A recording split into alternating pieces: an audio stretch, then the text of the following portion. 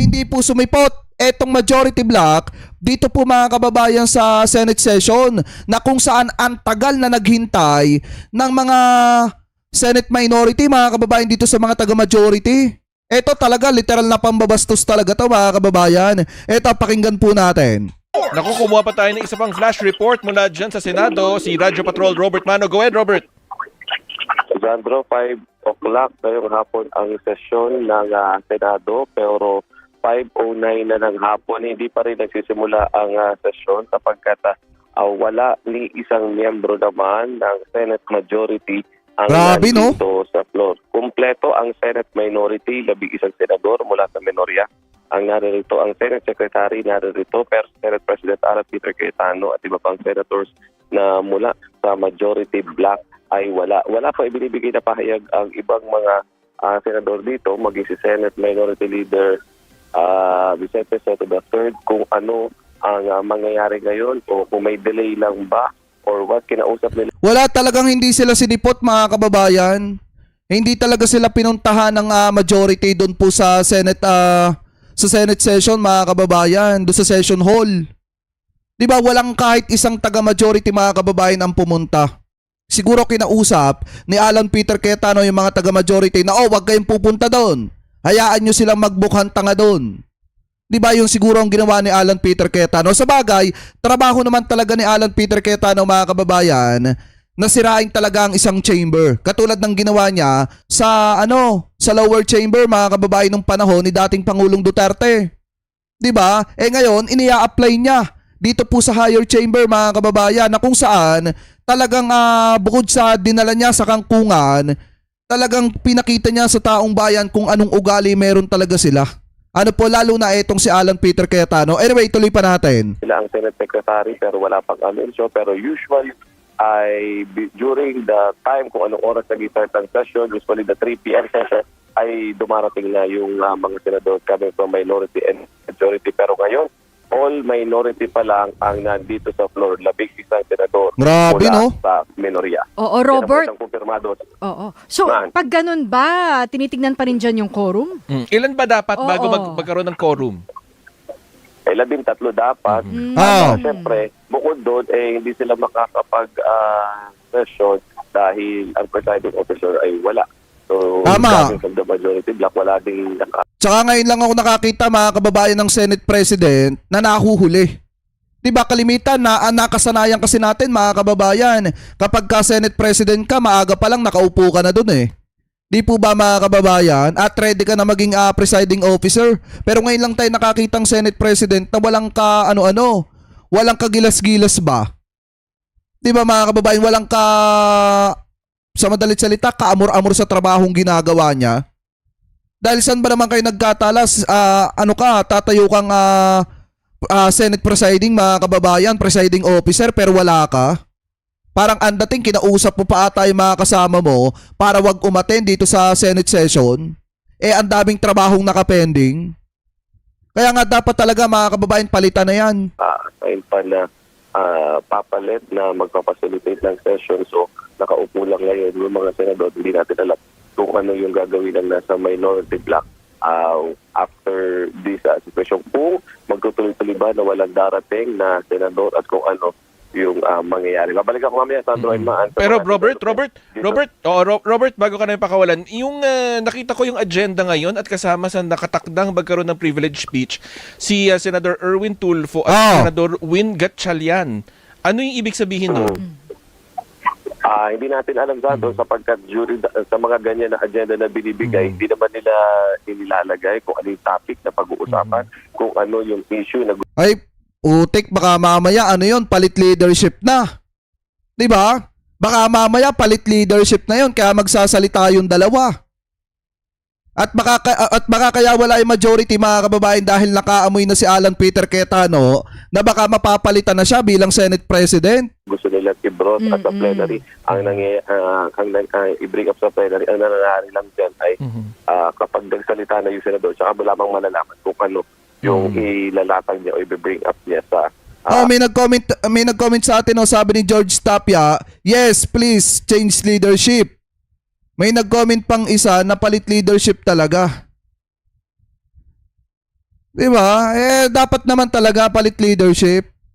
Kasi mga kababayan, biruin nyo ha, may nakatakda pala na na privilege speech. Ito pong si Senator Erwin Tulfo at saka po itong si Senator Win Gatchalian. Baka mamaya, palit leadership na yan.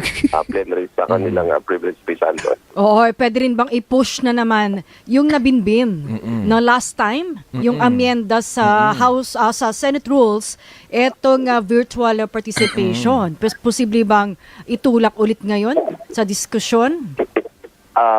Po pwede, laging option yan, lalo na from the majority, pero from na as of now, 12 minutes na matapos ang inaasang simula ng session. Wala pa rin. Hanggang anong oras yan, Robert? Hanggang anong oras iintayin? Maghihintay. Yun ang tanong ko hanggang anong oras maghihintay yung Senate minority dito. Abangan natin. Oo, at saka Robert, wag natin kalimutan na may ugong din, na may mga senador na nagpo-push para maging Senate President, Senator Win Palit Gatchalian. ulit. Tama. Palit ulit. Yan. Hindi, dapat naman nga talaga mapalitan mga kababayan ang leadership ng Senado kasi masyado na magulo. Masyado na pumagulo at the same time wala pong nagagawang trabaho. Ba ay ramdam dyan yung ugong na yan? Usap-usapan, bulong-bulungan? Actually, dahil medyo manipis nga yung numbers between the minority and majority, lagi nga sinasabi, anytime po pwede yung possibility na yan. Alright. Sige, basta alertuhin mo na lang kami, Robert, ha, kapag nagkaroon na ng quorum dyan sa Senado. Balik muna sa inyo, Santo Hermano.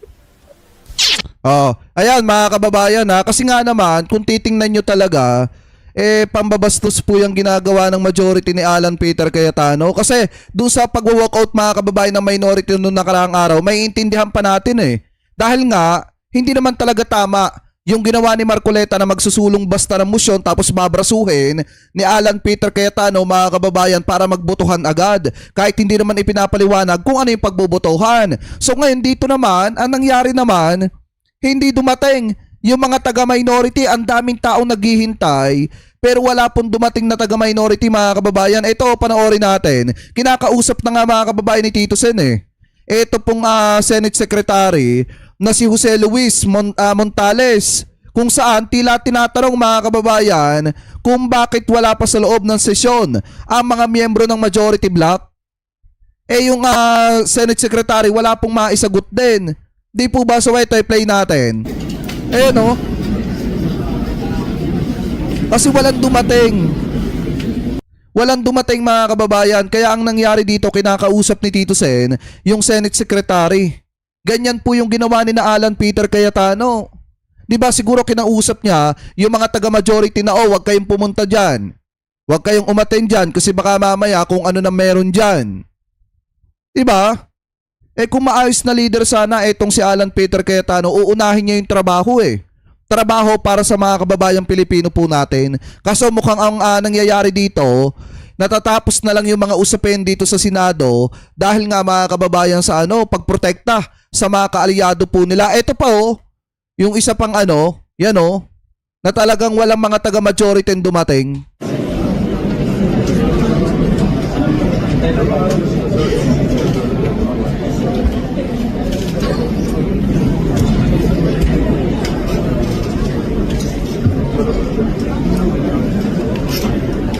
Ayan, kung titingnan nyo, mga nakaupo na, ready na yung mga taga-minority, mga kababayan. Actually, kompleto nga yung mga taga-minority, mga kababayan dito, walang absent. Pero kung titingnan nyo, yung mga taga-majority ang wala, kahit yung presiding officer, wala. Yung Senate President, wala, mga kababayan. Ganyan pala kawalang kwenta ang Senado kapag si Alan Peter Cayetano ang Senate President. Kaya nga, mga kababayan, di ko rin maiwasan na talagang mainis dito kay Alan Peter Cayetano kasi tingnan nyo kung pagbabasihan natin yung sinabi dito ni Senator Mig Zubiri, talagang mararamdaman mo na kailangan talaga maipush yung trabaho. Ang dami na nakapending Di ba? Ito i-play po natin. Hinihintay lang namin yung presiding officer. Wala namang nagsabi na magka-cancel sila. So, we're just waiting. We're ready to work. Alam mo, daming trabaho. We have 2 third reading bills here today and or 3. And 2 of them happen to be citizenship bills for our Philippine teams. for resting and for basketball. Naghihintay sila, time bound yan. And Di ba sabi ni Marcoleta, pwede raw ipa-aresto mga kababayan yung mga hindi uma-attend ng sesyon mga kababayan at yung basta umaalis. Bakit ngayon? Yung sinasabi ni Marcoleta mukhang tumama ata sa kanila. Kasi sila ang wala ngayon dito mga kababayan eh. 'Di ba? Alam niyo sa totoo lang nakakainis na ang nangyayari diyan sa Senado. Biruin mo, pinapasahod ng taong bayan pero ganyan ang pinagagagawa niya mga taga-majority yan. Kaya nga dapat po talaga mga kababayan para sa akin, much better siguro buwagin na lang ang Senado. we're ready to work. So if the presiding officer comes, magtatrabaho po tayo. Tsaka ang malaga dito yung sa CA kasi meron pala mga generals that are up for promotion na darating na po yung birthday nila. So kung hindi magkukonvene yung CA, kawawa naman sila, di ba? Naapektuhan pa yung promotion nila at bypass na sila, hindi na sila tapos na. Ibig sabihin, after their 30 plus years of service, they cannot get promoted one rank higher because Grabe. of the CA. So it's important we convene today and already elect members of the Commission Appointments para by Wednesday we can have a hearing. Pati yung mga general, mga kababayan, apektado rin. Diba, ang tagal nila nagserbisyo, pati yung promotion nila, mga kababayan. Alam nyo ba, sa isang sundalo, mga kababayan, o isang general, napakahalaga ng promotion, mga kababayan eh. Di po ba? Kaya nga sila nagsisipag sa trabaho, bukod sa mahal nila yung trabaho nila, malaking bagay din yung ma-promote sila, mga kababayan. At ngayon, malaki pa ang posibilidad na maapektuhan yon dahil po sa mga dramang ito ni Alan Peter Cayetano. On the armed forces of the Philippines na nag-iintay po sila. Grabe. So we're just waiting. Mga ilang oras po hintayin nyo? How long na maghihintay ang minority? As long as it takes, we'll wait. Trabaho naman to eh. Walang pasabi sa inyo, sir, na hindi makakapag-start ng 5? Si Secretary daw tinatawagan pa daw ni CSP. So, tayo lang po kami. We're ready to work. Grabe, no? Matthew Ramos Stephen Conquest for citizenship scheduled today and they're here. So we hope we can Sir, paano yung procedure ba dapat? Sino yung pwedeng, si SP lang po tsaka si San Loren yung pwedeng mag-preside? Pwede mag-open sa Mag-open. yes, we call the session here. So without him and without a quorum, we cannot hold the session. Grabe. Pero may violation po ba sa Wait for rules? them. Wala pa. Yung hindi principle? Hintayin natin sila. Wait ko lang. Nangyayari naman na nahuhuli. So we wait for them. Pero never sure nangyari na nag-cancel bigla. Pwede Wala pa hindi. namang cancellation. Tama. Pero that never happens before, sir. Meron, basta force majeure. Bagyo. Pandemya. We'll wait. Let's wait guys. Maaga pa. Session supposed to start at 5. Maaga pa. We'll wait. Hindi naman sumasagot ko sa walk-out. Grabe ngayon 8:39 na. 8:39 na ngayon mga kababayan at wala ni Alan Peter Cayetano hindi na ata nakita diyan sa Senado. Kaya nga mga kababayan sa totoo lang habang patagal ng patagal nawawala ng kwenta yung yung Senado ngayon. Tapos alam niyo pa yung isa sa pinakamasaklap, itong nasagap mga kababayan na balita ni Attorney Jesus Palsis, ni Attorney Jess, na kung saan mga kababayan, ito raw yung nangyari. Talagang sumagad na sa buto yung kasamaan ng ugali mga kababayan. Sabi dito, galing to kay Attorney Jesus Palsis. Ayan, sabi ng 4 Senate Tweety Birds, pinataya ng aircon ang Solid 11 minority block at internet.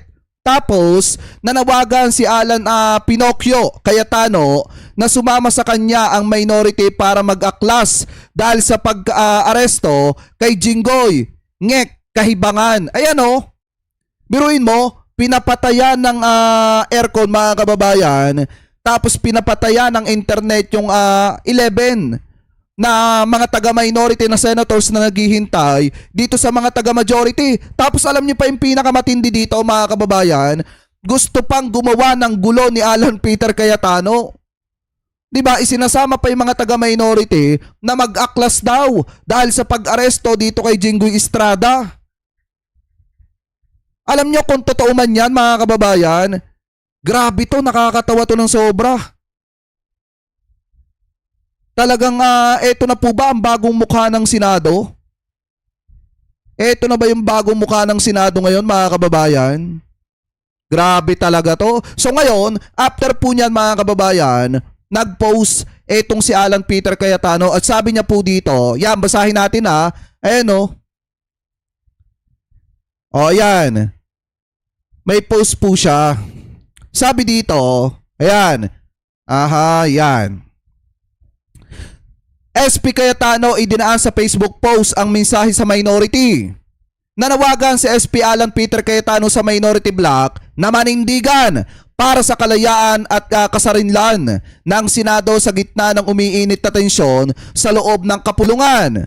Sabi daw ni Alan Peter Cayetano, the Senate is co-equal branch of government.